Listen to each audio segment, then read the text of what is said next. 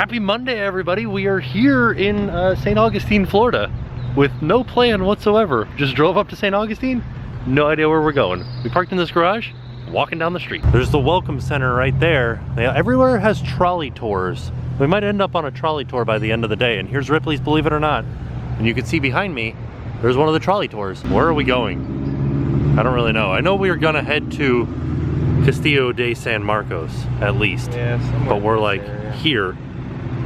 So, I don't know. This is where all the food and stuff is around this area. So. Gotcha. I'm here with Travis, by the way. Hey guys. There goes the trolley. There's another trolley in there too, but it's a different brand. Wonder if they're gonna fight. I've already had this reveal, but I had to come back out and show it to you guys because you open it up and just like there's a giant ship in there. Holy cow. This has gotten real interesting real fast, didn't it?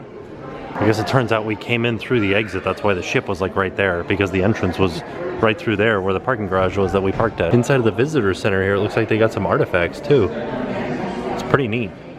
How do we know that this is actually not just a piece of wood? I like the brass shoe buckle.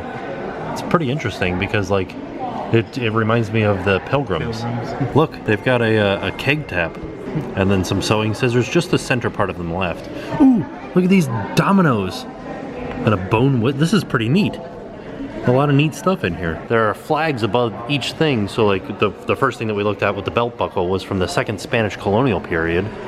And then the brass tap and everything was from the British colonial period. This is kind of neat. This used to be a hairbrush, but all the bristles are gone. That was pretty neat for like just a spot that we needed to go in and use the bathroom. There was like a couple of little displays and stuff like that. This is the visitor center here, right next to the historic parking garage where we parked. And it's free, sort of. Like it cost us $12 to park at the parking garage, but this whole exhibit in here was free. And there's a couple of little exhibits outside that I'm excited to see because there's like some weird faces over there and a Death Star right here. So it's not exactly a Death Star. This is the Old Spanish Trail 0 milestone. Wow, so this is where the Old Spanish Trail began. Pretty neat. So I'm assuming that this is the new marker for it, but this may have been the old one because the placard is missing. And then this one sort of resembles that space. This is gonna be the day of looking at trolley tours. So the fort that we're gonna see is built out of this stuff. It's called coquina. There's a lot of stuff all over the place here in St. Augustine that's made out of coquina. Basically just like concrete and crushed shells. Oh yeah, this entire building. Fuente de los Canos de San Francisco. I don't know what that means, but it's pretty cool looking. Also, how did I do? Like, did I say caños? Maybe I said that wrong. The set of masts that decorate this fountain was a gift to the city of St. Augustine by its sister city in Spain, the city of Aveles, birthplace to Pedro San Menendez, founder of St. Augustine in 1565. Right on the backside of that fountain is an old cemetery. Guess we can't go in there, but we can see all the graves over top of the fence here. I wonder what the significance of it is. They've got some like placards and signs in there, but it looks like they got some cones and some caution tape too. Maybe that's why we can't go in. On the corner there is Potter's Wax Museum, America's first wax museum. It's pretty interesting. It looks real old. You can see the gates to the city up there. We'll get closer to those later, but then they've got these old palm barracks, I guess they would be. There's a horse-drawn carriage going across the road over there. But then you go around these old-looking houses and these are all like restaurants and stuff like that. It's pretty neat. Or wait, this is the restaurant. What is this? I think that might be a restaurant too. They serve sandwiches. And then this one's burger buckets. See what I tell you guys? More trolleys. Trolleys, trolleys, trolleys. We're gonna go to burger buckets first. Holy cow. They have a burger bucket challenge. Look at that. Oh, dang, this looks pretty okay. Like this is the bacon blend burger and it's like beef blended with bacon on top and cheese. And you got triple piggy. Ooh. Bacon. Pulled pork. Looks good. That's not pulled pork though, that's sliced pork. I wonder if they know that. Okay, I was wrong. It's got bacon, ham, and pulled pork. Oh, yeah. Nice. Oh, dang. That looks like an awesome tour. There goes another trolley.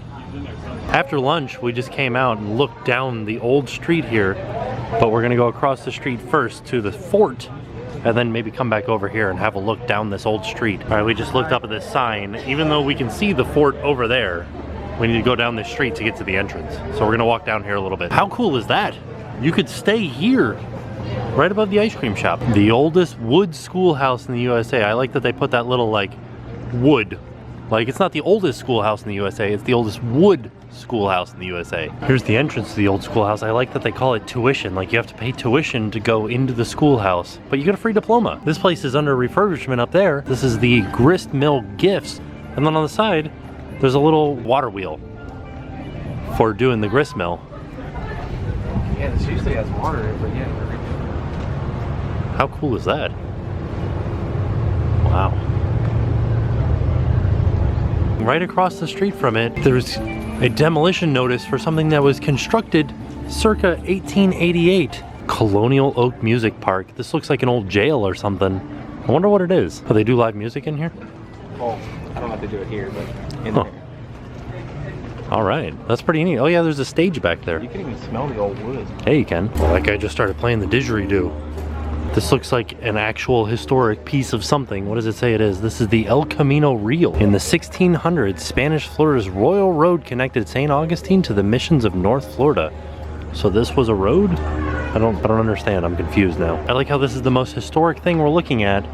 It's just the bathrooms. It's so interesting to see like all of this history, and they've got these historic signs and everything everywhere. And it's just like a Panama Hat Company, Florida Tropical Fruit Wine, and then like bars. Here's the Bull and Crown Public House. It looks like an old like barn almost.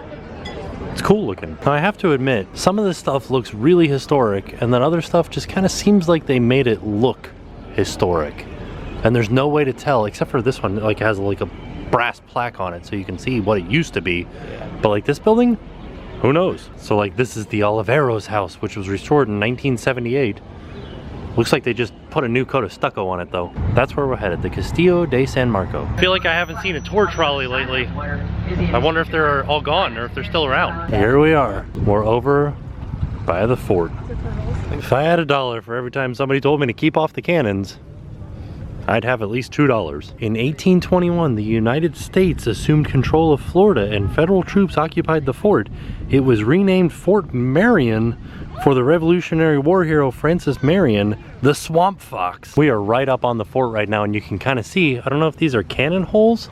They might be, like from cannon fodder hitting the fort. That's real interesting. Look at this one. This is a big old cannon hole right in the side of the fort. What was this thing called? The hot shot furnace. And I guess you would put the cannonballs in there and they would roll out the other side. It's for heating cannonballs to be shot at wooden vessels to set them on fire. Wow. I think that's to support it, like extra structure. Because they should go all the way through to the other side. Yeah, I think they rolled down. Yeah, see? You can see where the cannonballs would roll down and then hang out in this little groove before you grab them and shot them out of a wooden vessel out there in the bay. Look at all of the holes in the outside of the fort right here. It looks like Swiss cheese. I wonder why this wall has so many holes in it compared to the rest of them. Like there are bullet holes and cannonball holes everywhere else, but this one has so many. You can see some cannons peeking out over top of the wall there and the lookout post up here. It's real impressive, like these walls back here don't have nearly as many holes as the ones that face the bay over here. At the edge of the fort being right there up against the water, I wonder how many people fall in every year. If I had $1 for every time somebody told me to keep off the moat stairs, I'd have $1. Those are the moat stairs. This is the moat. We're going in, crossing the drawbridge. Oh, this is neat. Like the way that the drawbridge works. You just pull this down and the whole bridge comes up. That's cool. Looks like they've installed a crest of the castle here, or the fort. Oh, there's like a little like lookout up here. There's nobody up here. It doesn't really have a very good view though, so I understand why. We want to really be up there with all the cannons. Oh, they've got somebody dressed up like they're from colonial times. This drawbridge looks like it works a little bit differently with a pulley and chain system here, where you like crank the chain around this big old pulley and that lifts up the drawbridge. Here it is. This shows how the drawbridge works. This guy's like, let me in, and they're like, no, quick, raise the drawbridge. And he's like, oh, I can't make that slight jump. We're inside of like the main vestibule, and to our right here it looks like there's the sleeping quarters for the soldiers. Oh yeah, this is awesome. And then it looks like this is a little kitchen here and a fireplace for them to prepare their meals. Living la vida de los soldados. I like how tiny the doorways are in here. Like, look at how close we're coming. Oof. In the next room, you could see that they carved ships into the walls. So these carvings are from back when soldiers occupied this fort, back in the 1800s. Here's the prison. Whoa, that is cool. This looks like it's from the 1800s. Go upwards on the wall and you'll find a mysterious note. Someone carved a Spanish message into the wall. Above your head, although we can tell that the text is Old Spanish, the message itself makes no sense. Too many letters have been worn off for us to translate it accurately. Can you tell what it might say? And like here is a drawing of what it says up there. Holy cow. We are now inside of the fort. I like that there's just like modern bathrooms over here with a spot to fill up your water bottle too. This is cool. I like this a lot. And there we find the theater. These were the bathrooms. Wow. No, it's actually kind of nice. It says that these are La Necesaria, which is where the toilets were. This is an artist rendition of the toilets. It's pretty neat. I wish I could have showed you guys the inside of the bathroom because it was very nice for a fort. Like it was actually very nice for anywhere, but especially nice for a fort. Here is the shot locker and it tells you what each different kind of shot is. Whoa, this bar and chain shot. Look awesome. Whoa, look at this spike. Look at this spike shot. Where's that one? Whoa. How cool is that? Here is the cannon, and they've got like a little level for just, like estimating what trajectory you're going to shoot the cannon at. Look at the design on this cannon barrel. Dragons. Oh yeah. Dragons on it? That's really cool. They have an artist rendition of what one of the rooms, not necessarily this room, would look like. If you come over here, you can see some of the design work still. It certainly does make you wonder if all of these holes are bullet holes from like somebody attacking this room. Because there are definitely holes all over the dang place in here. Look at them all. This room is like super dark and it has like some cannons and some cannon tools in it. You gotta speak real quiet in here because the lights are turned off. It's kind of interesting because like there is one light in here. Well, there's a couple on the displays and stuff, but for the most part, this is how dark it would be if you were here in the 1800s. At nighttime, it had to have been pitch black. We just came through a little small door right here, and now we're in the powder room, which I guess is where they stored all of their gunpowder. There's like no echo in here at all. Down here, yeah, it's just that thick coquina stone. Hiked it up a ladder to the top up here, and then the cannons would shoot it out. And there's like a little tiny tunnel right here that we have to go through. What is this room, and why are we in here? We just came through this tiny tunnel. I guess it was just a safe place to hold like explosives and stuff. So if okay. it did go off, it didn't kill everybody. That makes sense. What is this thing though? It's the holy rock of nothing. The holy hand grenade of Antioch. This little picture right here kind of shows off the different levels of defense for the fort. So you got these guys out here on the ground. There's another hill with some people hiding behind it. Then a moat. Then everybody inside of the castle or inside of the fort firing out. And then here is where the main guys in the cannons sit. This is the treasure room. This is where they kept all their treasure. Looks like it was maybe like 2 levels. You can see these holes in the wall here were for big huge pieces of wood to go through and support it like a loft. In this artist rendering you can kind of see like a crest on the wall. Then if you look up very faintly you can see it up there on the wall. Doesn't say what this room is, but you can see people have signed the walls from like 1880, Alex Carter from 1883. This one's like really an actual thing behind the wall where you would dip your fingers in the holy water before coming in to what would be the church. And here's the altar up front and everything. Look, here's another one of them over here. Here's a replica of a British era bunk from 1763 to 1783. This is what it would have looked like. And you can see there would have been 2 soldiers in this one bunk here. Maybe even 3. You see like 3 different coats. Wow. And they loved playing checkers. You can kind of see something like scrawled in the wall over here. It looks very fancy. I wish that they like explained what everything written in the walls was. You can kind of see what I was talking about with the post coming out of the wall creating the second story, which I don't think we can go up there. But I kind of wish we could to see what, which is just a big empty room. They kind of show a representation of what the second floor looks like. It's got an arched roof and then up above is the top of the fort. There's a little theater in here where everybody's watching how they fire a cannon. Kind of looks like we're in an armory now, and look, there used to be a door here and there's a little chunk of a cannon right there. The placard here says that this was part of an 18-pounder iron cannon that was uncovered in the moat of the Castillo, which is this fort, and it says that during the siege in 1702 the cannon exploded, causing 3 to 4 deaths. Holy macaroni, that sounds so dangerous. There's a gun rack here on the right as soon as we walk in. It's pretty neat. And then another little cannon over here. A little diorama of them firing the cannon from the top of the fort. Here's a representation of why Spain built the fort here. based on all the currents, it seems like a very likely spot for pirates and other people trying to come onto land and take your area or take your goods. Speaking of goods, this is where they keep their bucket of fish, their vampire, like, warding off tools, and all their oranges. Oh wait, is this one? Why do we have so many garlics? A lot of garlic. I like how these barrels are made of Trex, so they will never rot away. Trex being a composite decking that you use for making your decks outside. Got all these tools for using on the cannons, and you got this corkscrew for pulling out the wadding. You've got this guy for cleaning the inside, this guy for cleaning the inside, this guy for loading in the gunpowder, and this guy for ramming down the wadding on top of the gunpowder. Here's an overview of the fort right here. Oh, we came into another dark room here. It's a giant set of doors. This is the Sally Port door. Shortly after the United States Army received the Castillo de San Marcos from Spain in 1821, the Americas built and installed these wooden doors at the entrance of the Sally Port.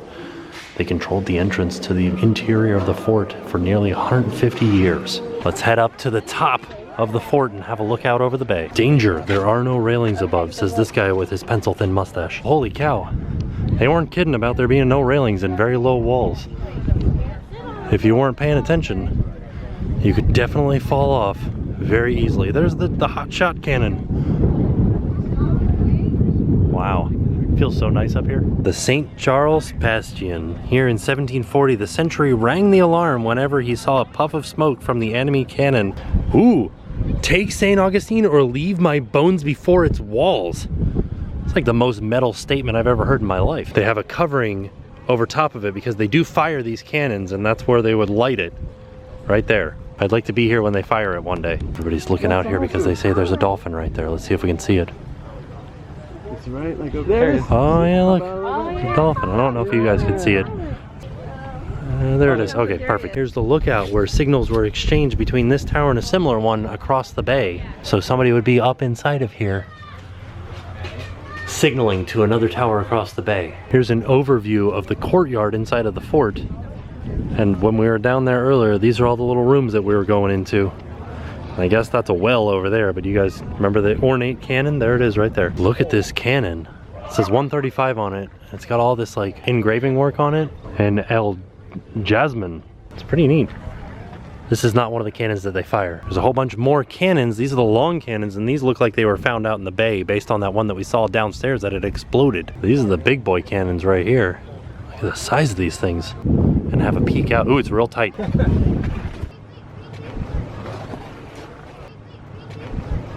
That's it for us from the Castillo de San Marcos, one of the most haunted places in Florida.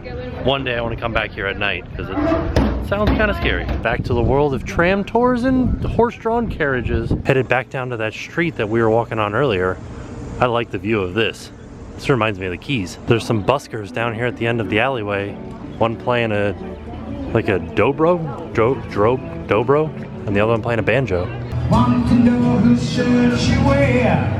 Yeah, a lot of live music going on now. This is called St. George's Row. It kind of looks like a giant flea market through here. We found a magic hat, aka the sorting hat from Harry Potter, where you put $1 in. I don't know what it tells you. I guess you have to say what birth sign you are, and then he sorts you into your Hogwarts house? I don't know. Kind of looks like he spits a card out like this. Somebody just left one of these over here. But yeah, it gives you your lucky numbers and everything. Doesn't tell you what Hogwarts house you are though. We made it down to the end and there's just a restaurant down here. So they like force you into the restaurant. Look at this.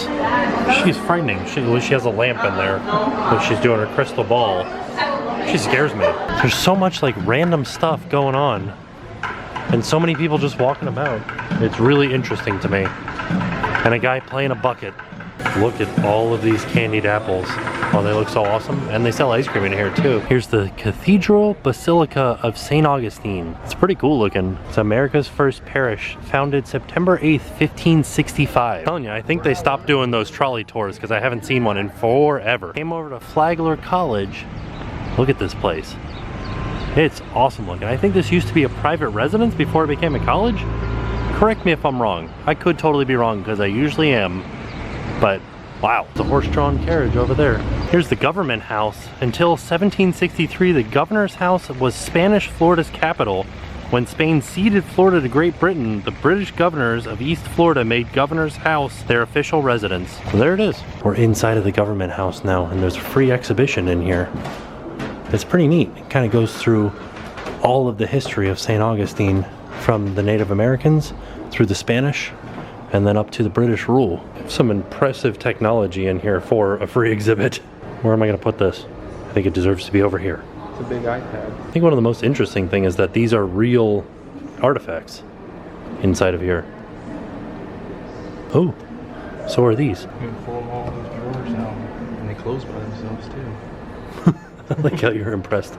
Oh, here's the different parts of a musket. Oh. That's pretty neat. I like how this church looks old and new at the same time. Here's the Spanish military hospital, and Travis told me that ghost hunters investigated this place one time. The Father Miguel O'Reilly House Museum, and it gives you the different years that each structure attached to it was built. So like these walls right here are the oldest. So this is from 1691. Wow. Here's some more of the original coquina walls. It's closed for Holy Week. Oh man. Dang. We have definitely reached an interesting part of St. Augustine. Like, I think that's somebody's house right there. That looks like a real old house. I don't know where we are actually. Now we're definitely walking down a residential street. Look at these houses. So cool though. Just walking down this street and I found this. Look at how cool that is. Into the coquina walls too. Usually when you see these coquina walls, it means that this is a really old wall. I don't know if that's necessarily the case with this, because I think this is like a private residence. And here it is. This has to be the oldest house because there's a sign that says so. For more than 3 centuries, this site has been occupied by St. Augustinians. Beginning around 1650, a succession of thatched wooden structures were their homes. This coquina stone house was built soon after the English burned St. Augustine in 1702. Okay, after going inside, we found out that this is the oldest house right here. And there's the porch. Okay. We're getting it now. We're starting to understand more about what's going on. There's a big sign right here. If we had just walked 5 more steps, we would have been able to see that this is the oldest house. It's so dark in there, I can't see anything. There's a candle. St. Augustine's Historical Society plaque for the oldest home. I don't know what in the oldest home in America, in Florida. It doesn't really specify. Oh, and then it tells us a little description of all the flags up above our head here. That was a really neat shot, wasn't it? We decided to walk back out to the bay in order to head back to the car. It'll be a nice scenic walk back. Look at this house right here. It looks so like cool, but it looks like a lot of work because all of the salt erosion from the bay right here. Oh, and look, there's a pirate ship right there. We came out to get a closer look at the pirate ship. It kind of looks like you can go out on it. I don't know. It looks very scary. Like it looks too tall. A schooner is a sailboat. We're on the other side of the pirate ship and you can kind of see inside of it a little bit over here. It's just a random mini golf course over here. Passing by the Bridge of Lions. You can tell it's called the Bridge of Lions because there's lions on either side of it. Lil Wayne really added to that. Bridge is up for that sailboat right there going through. And then if we turn to our left, we can see the fort that we're heading back towards. Tram fight! We got the green and orange tram and the red tram up ahead of it. Who do you think has the best information? The orange and green tram or the red tram? Ooh yeah, one day we'll have to come back here and do this because I would love to do a ghost walk down here. They sell Dole Whips here and turkey legs. It's like being at Disney. This gate opened in 1739 provided the only access through the defense line on the north side of Spanish St. Augustine. So here it is, we're walking through the gate. We did it. Oh no, we're outside of this. Dang it, we're out of it. Oh geez. And so we probably won't go to the actual wax museum, but we can go inside the authentic old drugstore.